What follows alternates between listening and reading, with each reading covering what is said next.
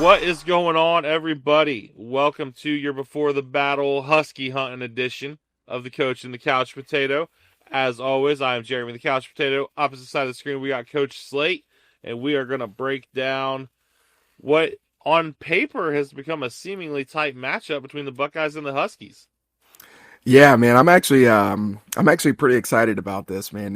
Hearing Coach Day talk at the press conference and just hearing the travel plans and different things like that, it's kind of got me, pretty fired up for this game. Anytime you go out to the West Coast and Washington is such a historic program and somebody that I've always grew up watching. I Yep, think back to like Corey Dillon and some of the big yep. names that they've had in the past. I'm looking forward to this matchup, man. I think it's going to be a good game. Yeah, absolutely. 3:30 Saturday, CBS. Started out as a 13.5 point line, and it's down to 7.5 or 8.5, depending on where you look. Um, that's pretty crazy, but for good reason. Husky Stadium gets rowdy for big games, for Yeah. one. But I think there's going to be a decent amount of red in that stadium, too. Um, our boy BG had told me earlier this summer that was the game that Ohio State was pushing to season ticket holders. Oh, They okay. wanted people out there. Um, Washington hasn't lost at home since November 27th of 2021. Wow. 22 game win streak. That is an interesting stat. I did not know that. Um, it's pretty wild. Um, they are 3-0. No Power 4 opponents, though. They've played Washington State, obviously rivalry game, but John Mateer wasn't there like he was last year. Yeah. UC Davis and Colorado State, led by Jed Fish. Uh, awesome, does great things. Um, but definitely some names on the coaching staff that we know. Ryan Walters, former Purdue head coach, is their DC. I know you are a huge fan of him. Mm-hmm. Scotty Graham is their running backs coach. Taylor Mays coaches their safeties. And then my guy, Mike Brewster, quality control coach for the offense. Yeah. Jed Fish is a good coach. He knows what he's doing coming from Arizona. He did some good things at Arizona. He is a good coach. He knows how to build a staff. Listen, anytime you can go get somebody like Ryan Walters as your DC. Before he took the Purdue job, Ryan Walters was a very hot name when it came to defensive coordinating across the country. Yep. He was a defensive coordinator at Illinois. He is still a very young coach, very well respected in the coaching world. He knows what he's doing. Very, very good defensive coordinator. You got Scotty Graham, Buckeye legend. He put out something about, coming back or playing against his alma mater. In his Twitter header, he still has that he's a Buckeye. And so that's something that is going to be excited for him. And so I think he's put together a really good staff. This is going to be a well-coached team. And they're going to come out ready to go, man. So I think Coach Fitch has done a really good job of really putting together a good staff for the Washington Huskies. Yeah, absolutely. Numbers wise, obviously, you only have 3 games, and the competition makes these numbers probably a little more skewed than they would be. 21 touchdowns, 29 possessions on offense. 9 of those came against UC Davis. So that would essentially be like taking the Grambling game for Ohio State and making it a huge part of what you see. And unfortunately, that's the way stats are. Yep. Um, they're giving up 62.7 yards per game rushing, which I thought was the thing that jumped out to me about their defense. Because obviously we know Ohio State is going to want to run the football. Yeah, and Ohio State's going to have to really establish the run game. Listen, one of the big things that Ohio State's going to have to do, and we're going to talk about it here soon, they're going to have to slow down the offense. They're going to have to slow down the quarterback, Damon Williams Jr. And this is something that they're going to have to do. And one of the ways you combat a really explosive offense is by having a very strong running game that keeps the offense on the field. And so they're going to have to get that run game established. You cannot have an inconsistent run game. So I'm really looking forward to Ohio State, whether it's Bo Jackson Jr., whether it's CJ Donaldson, James Peoples, whoever it is, I don't care. I'm just looking forward to them getting that run game established. Yeah, absolutely. Because like you said, sometimes the best defense is a running game offense. Washington's averaging 55.6 points per game offensively. The number that stands out to me, though, is in 3 games, they have been sacked 8 times for 65 yards. Okay. So the O-line, obviously a question mark for as good as they are at the skill spots. Yeah, and I obviously haven't been able to watch a ton of film on them, but I wonder how much of that with a scrambling quarterback has to do with him trying to extend the plays. How many of those sacks are coming from within the pocket? Their quarterback is very elusive.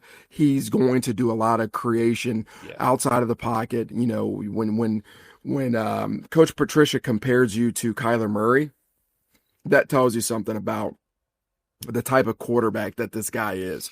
And so I wonder how much of those sack numbers have to do with him, excuse me, trying to create from outside the pocket. I mean, if he's comparing him to Kyler Murray, does that mean he's a good shortstop? I mean, maybe. So offensively, you hit on Damon Williams. This guy is really, really good. Numbers wise, 50 of 68 for 778 yards, 6 touchdowns, no interceptions. 220 yards and 2 touchdowns on the ground. And he's only a sophomore. Yeah. Yeah, the kid is playing excuse me, gosh, can't get this cough over with. But this kid is playing really well. He doesn't have the strongest arm, but he can extend plays. He can do a lot of different things. One of the things the Buckeyes are going to have to decide, and this is what you have to do against a running quarterback, how are you going to defend him? Do you want him to step up in the pocket, or do you want to take that Lamar Jackson approach where you defend him, excuse me, laterally? And so that is one of the things I'm interested to see. How are they going to defend him? That will be one of the things that is going to be that chess match that Coach Patricia is going to have to figure out. And so that will be fun to see. But this kid is going to be good. It's obviously, I think, he's going to even present a bigger problem than Arch Manning did when it came to extending plays, because that's just the type of quarterback that he is. So that true dual threat guy. And he's had a ton of success this year. And so he's going to come in really confident and ready to go against a really good Buckeye defense. Yeah, absolutely. And the other part to having a dual threat quarterback is when you have a running back as good as Jonah Coleman, it makes it real tricky. 9 touchdowns, 51 carries, 347 yards, 8 receptions, 150 yards, and a touchdown. So we were talking before we came on here that I believe a lot of this defensive game plan is going to come down to Arvell Reese, Sonny Styles, and Caleb Downs. Yeah. Yeah, how can you utilize them? How can you disguise them? What are the ways that you can really mess with the eyes of Damon Williams? And what are the ways that you can really limit the explosive plays from Jonah Coleman in the backfield? Jonah Coleman is an NFL running back. He's very, very good. What are the ways that you can limit the explosiveness? How can you really limit his yards after contact? Those are the things that we're going to have to find out. This is where the interior defensive line is really going to be tested. That depth, how are we really going to attack this? The different personnel packages, are we going to see that 5-man front again this week? Those are things I'm looking forward to. I know Coach Patricia is going to have a lot of different things. I know Coach Patricia wasn't out on the road this week recruiting because he wanted extra time to really game plan. And so I know he's got some stuff cooking up. But I'm just really excited to see how, he really goes about this, because this offense with Demond and with Jonah, those are two really, really good players, and they got Yeah. some skill guys out on the edge too that can catch the ball. So this is going to be a good challenge for the Buckeye defense. Yeah, and their leading receiver is Denzel Boston. 16 grabs, 249, and 3 touchdowns on the year. I would assume that it's going to not necessarily be I don't think Matt Patricia's ever going to have a corner follow a receiver unless you're playing Jeremiah Smith. Yeah. And that's the good thing with our defense and with who we have at corner. I don't necessarily think we have to have somebody follow. Right. With Jermaine Matthews and with IGB, I think we have two stud corners that you can just leave one on one side and one on the other and say, hey, if he lines up on your side, you got him. If he lines up on your side, you got him. And so I feel really good about that. I even think, if the kid lines up in the slot, you can take one of those guys and put him down in the slot and guard him if you're in man coverage. And so I feel really good about that. I think the Boston kid is a very good player. I'm interested to see, they said Lorenzo Styles is ready to, excuse me. They said that Lorenzo Styles is ready to go. I'm interested to see how much he actually plays, though. That is one thing that I am going to keep an eye on, is that nickel position. Yeah, and you hit on injuries. Washington is banged up. Linebacker Buda Al Ugda is out. Linebacker Jacob Manu, who I don't know a lot about, but everything I have read from multiple places say if he does not play, that's a massive loss. Okay. He's questionable. DB Dyson McCutcheon is questionable. DB Takaro Davis is questionable.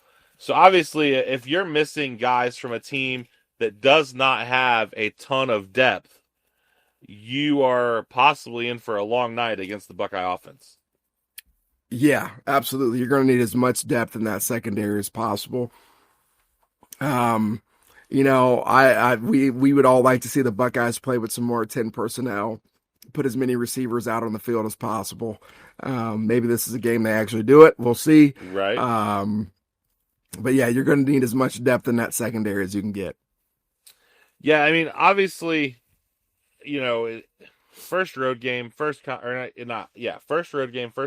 game against what we think is going to be a suitable opponent in a very hostile environment.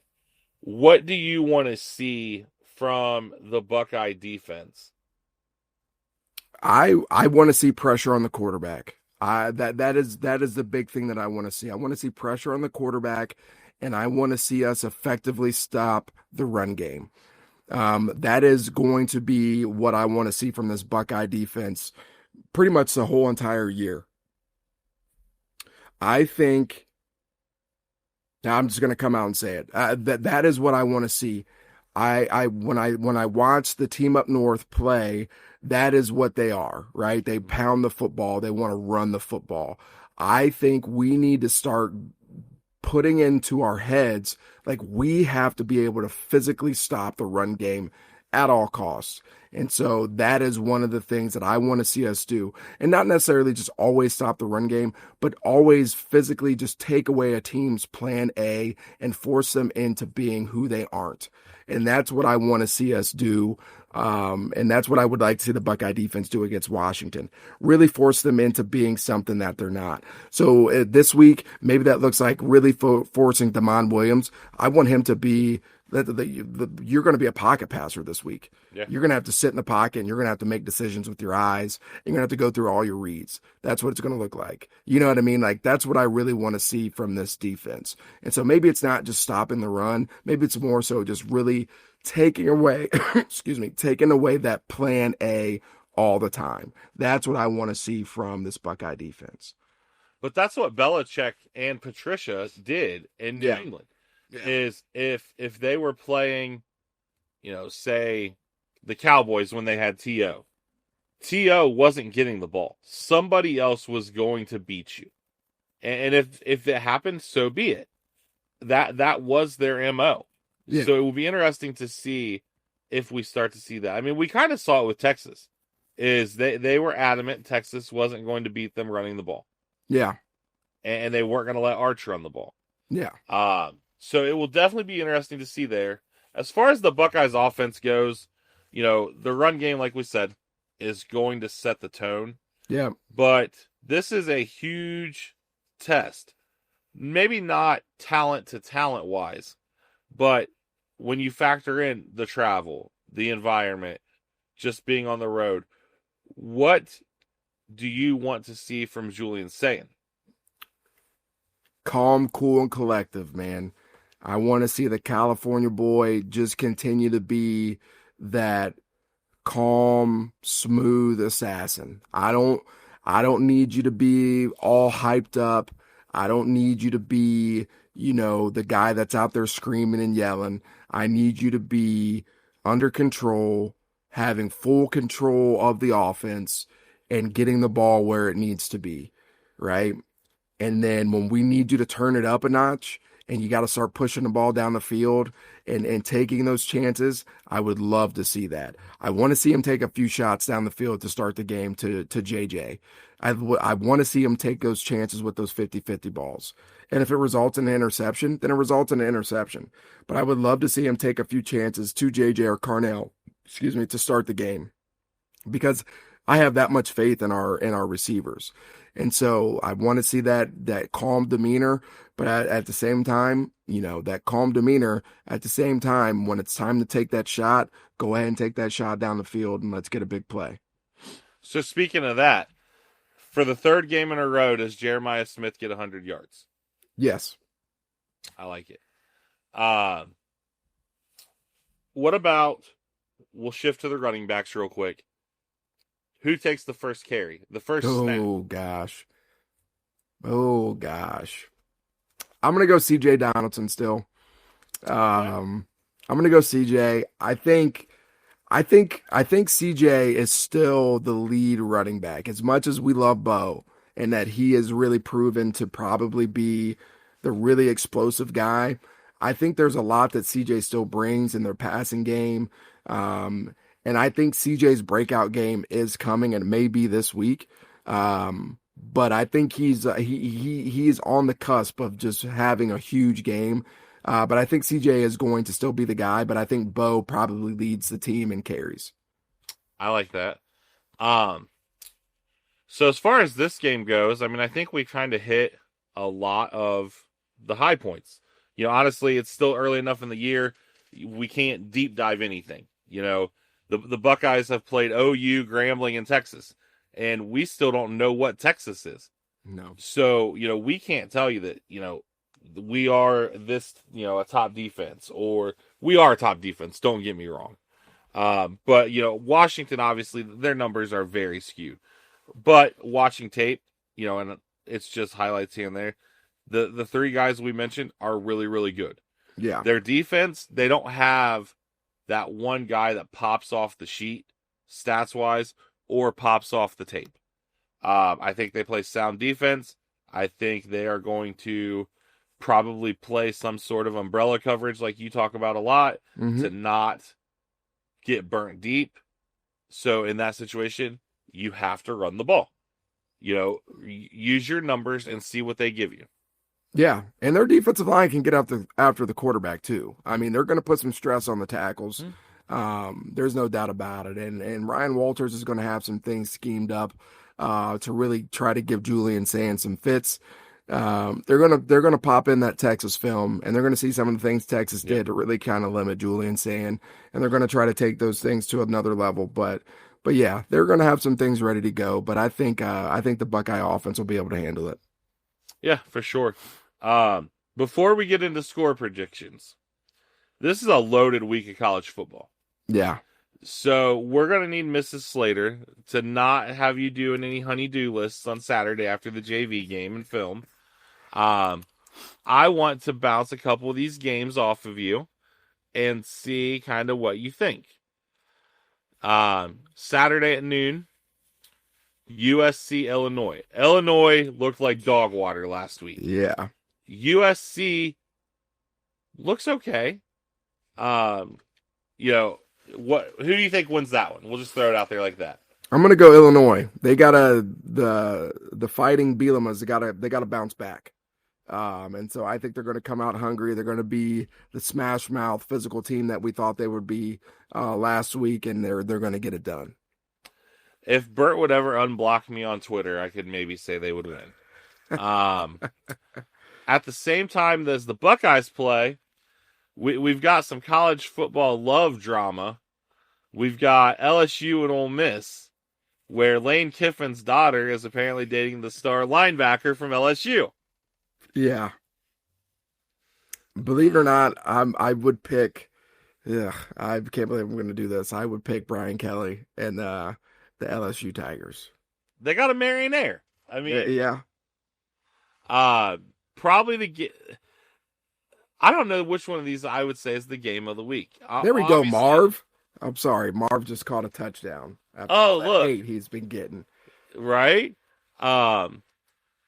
Oregon, Penn State, in Penn State. Like, Oregon, Autzen gets rowdy. But I'm telling you right now, outside of maybe Texas A&M at night, the whiteout at Penn State is the most intimidating environment in college football. Yeah. It is. There's no doubt. I'm gonna go with Penn State. I gotta rock with Penn State. I've got to. And then we also get Alabama, Georgia. And then the one, that's not till next week. Never mind. Or Alabama, Georgia is this week. I think the Fighting Kirby Smarts get it done. I agree. So since you brought Marv up, I had somebody texting me before the game about how bad Marvin Harrison is. Same person just texted me, MH Jr. is a beast. So, Buckeyes, we'll go back to our game. Prediction-wise, I've got it Ohio State 34-24. Okay. All right. That's around the ballpark I was going with. I'm gonna go Buckeyes 34, Washington 17. I think the Buckeyes find a way to make this a 3-score game. Maybe get off to a little bit of a slow start. Have to settle for some field goals, but they get it going. I think their quarterback, Washington's quarterback, is going to extend some plays. He's going to make some plays. They're going to, force the Buckeyes to have to make some adjustments, but I think they settle down and they find a way to get it done in a tough environment. I'm excited for it, though. I'm way more excited for this game than I thought I would be when this game Yeah, me too. out. Me too. I think when you just start taking it all in, that I don't think that environment gets the respect it deserves. No. Especially being, a state away from Autzen. But, a lot of the other West Coast schools could learn from it. Like, I'm maybe in the Reggie and Matt days, USC was an intimidating environment, but that stadium is just laid out so weird it's hard to beat. Yeah. So, yeah, I think the Buckeyes win, like you said. Both of us have them winning. Obviously come out of the game healthy. Throw some new stuff on film. And see what happens. Yep.